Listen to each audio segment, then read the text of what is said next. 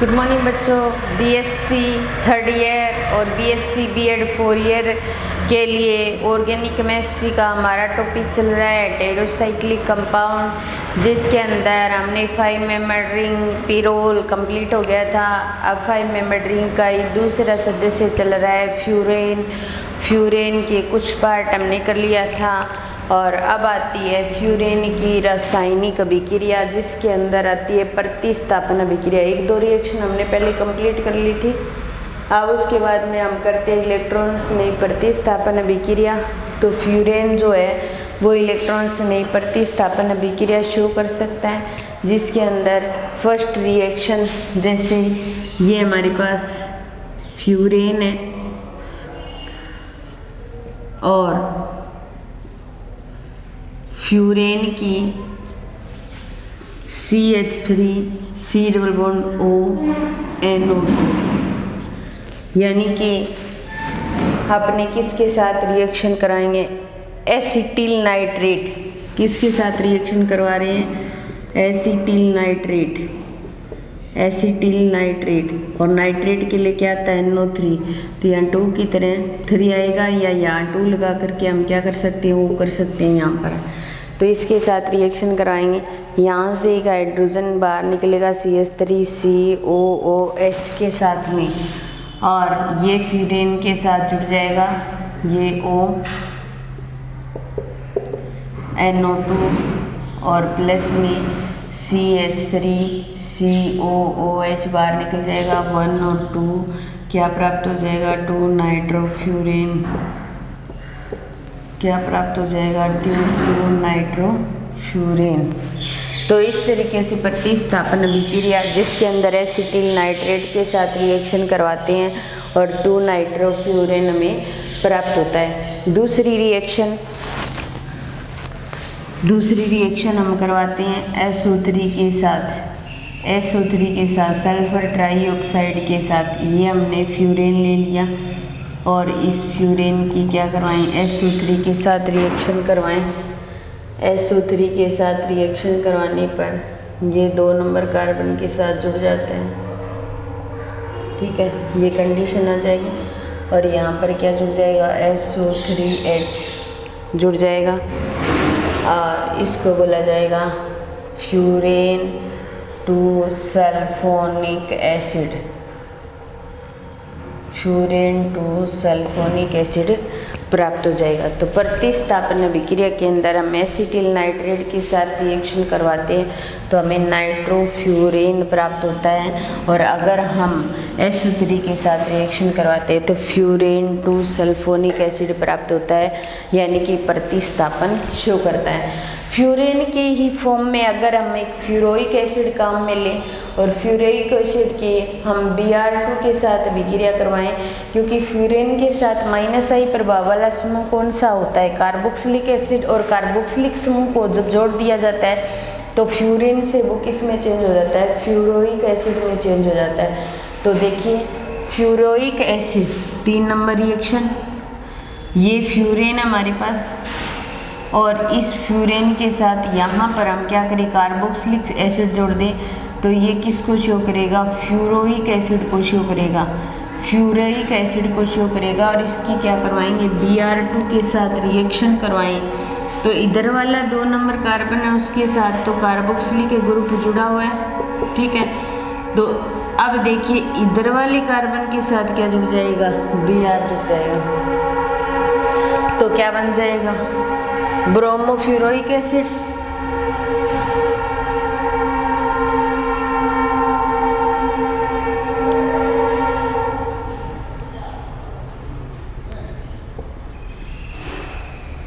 ठीक है, फिर इसकी कॉपर चूर्ण व क्विनोलिन की प्रेजेंस में रिएक्शन करवाते हैं तो B कार्बोक्सिलीकरण होता है, CO2 बाहर निकल जाती है और O रहता है सिर्फ यहाँ पर इस Br, तो इसको बोला जाता है 2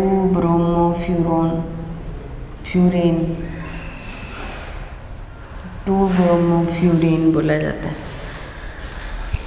अगर यही रिएक्शन Cl2 के साथ करवाई जाए -40 डिग्री सेंटीग्रेड टेम्परेचर है, -40 डिग्री सेंटीग्रेड टेम्परेचर पर यही अभिक्रिया Cl2 के साथ करवाई जाए। तो देखिए हम Cl2 के साथ करवाते हैं, क्या उत्पाद प्राप्त होता है हमें। ये फ्यूरेन Cl2 के साथ रिएक्शन करवाएंगे -40 डिग्री सेंटीग्रेड टेम्परेचर पर। तो Cl जो होता है वो यहाँ भी जुड़ जाता है और यहाँ भी जुड़ जाता है, 1 2 3 4 5। तो क्या बन जाएगा 2,5 डाइक्लोरोफ्यूरेन। क्या बन जाएगा डाइक्लोरोफ्यूरेन।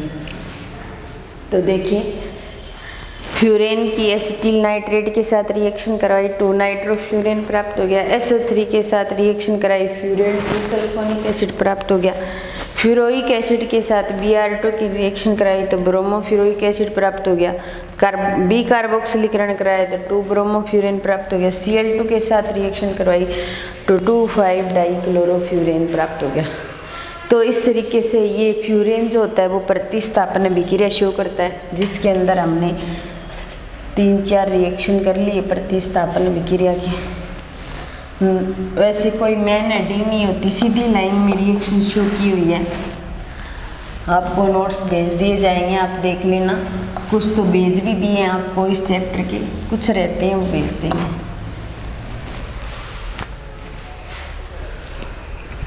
अब देखिए नेक्स्ट रिएक्शन प्रतिस्थापन के अंदर आती है गाटरमान कोच अभिक्रिया। गाटरमान कोच अभिक्रिया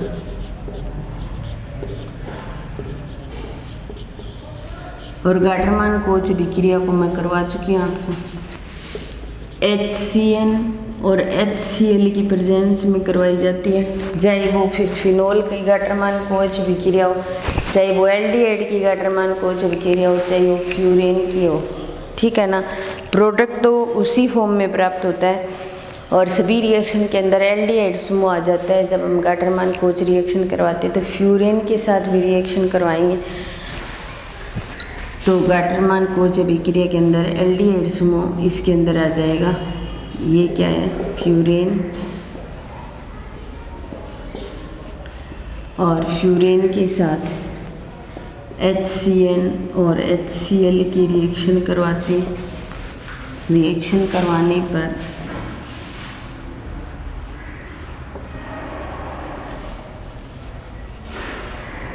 CHO ग्रुप प्रेजेंट हो जाएगा और क्या बन जाएगा, फरफुरेल। क्या बन जाएगा, फुरफुरेल। हमने शुरू में फुरफुरेल एल्डिहाइड से फ्यूरेन प्राप्त किया था, वही फरफुरेल ये प्राप्त हो जाएगा गाटरमान कोच अभिक्रिया के द्वारा। अगर हम इस फरफुरेल को वापस ले लें और इस फुरफुरेल के साथ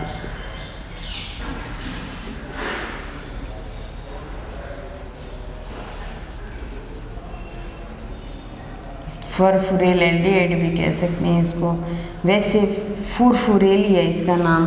एल्डिहाइड तो इसलिए लिख देते हैं कि इसके अंदर एल्डिहाइड समूह प्रेजेंट होता है। अगर इसको ले लिया जाए 3:2 के अनुपात में, 3:2 के अनुपात में और 2NH3 ले लें अपने, ठीक है। तो देखिए यहाँ पर हाइड्रोजन कितने हो गए, 6 और ऑक्सीजन कितने हो गए, 3।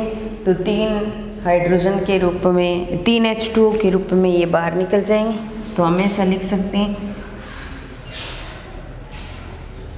ये ऑक्सीजन हमारे पास, ये डबल बॉन्ड, यहाँ क्या बच गया CH, फिर उसके बाद में यहाँ पर फ्यूरेन का ऑक्सीजन और ये डबल बॉन्ड और यहाँ क्या बच गया CH, ठीक है। फिर उसके बाद में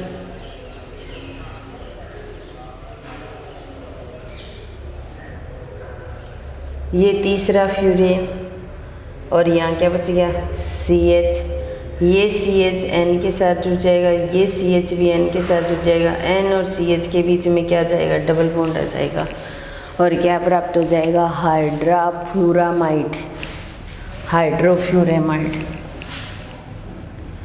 हाइड्रोफ्यूरेमाइड। क्या प्राप्त हो जाएगा, हाइड्रोफ्यूरेमाइड प्राप्त हो जाएगा।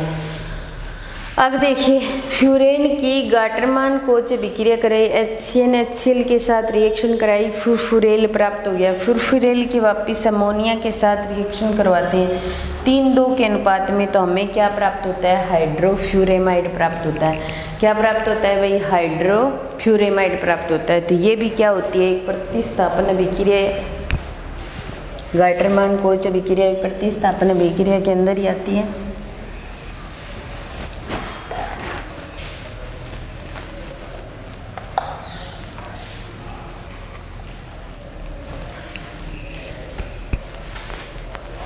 अब देखिए फिर उसके बाद में करते हैं फ्रीडल क्राफ्ट एसिलीकरण। फ्रीडल क्राफ्ट एसिलीकरण,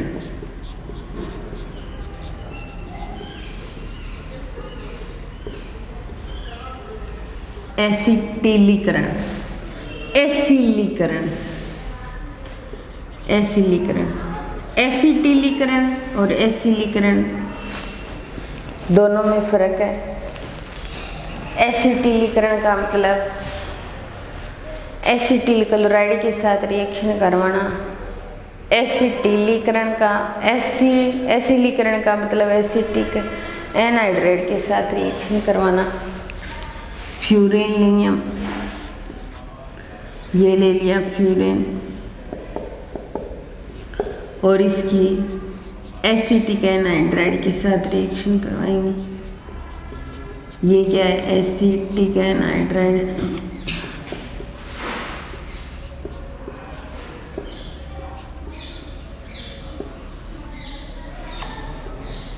ये क्या है, फ्यूरेन, रिएक्शन करवाएंगे। यहाँ से H बाहर निकल जाएगा और CH3COOH के साथ CH3COOH के रूप में बाहर निकल जाएगा। यहाँ हमारे पास क्या है, फ्यूरेन ये, और इसके साथ यहाँ COCH3 जुड़ जाएगा, 2 एसिटिल फ्यूरेन प्राप्त हो जाएगा,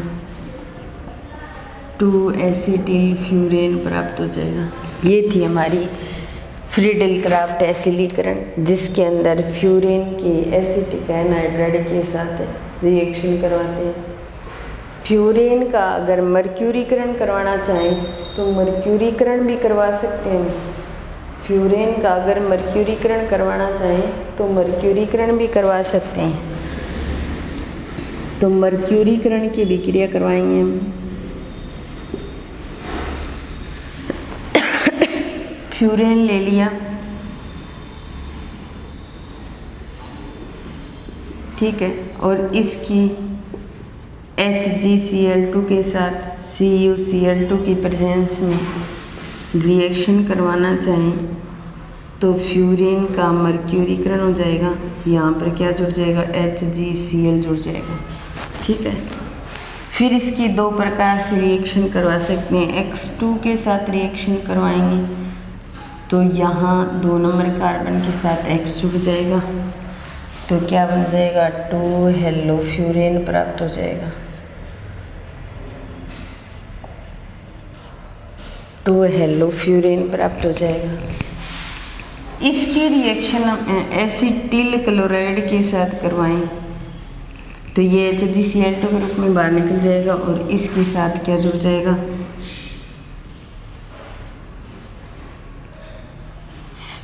COR,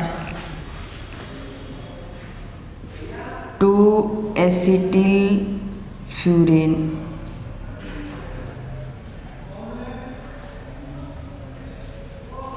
क्या प्राप्त हो जाएगा, 2 एसिटिल फ्यूरेन।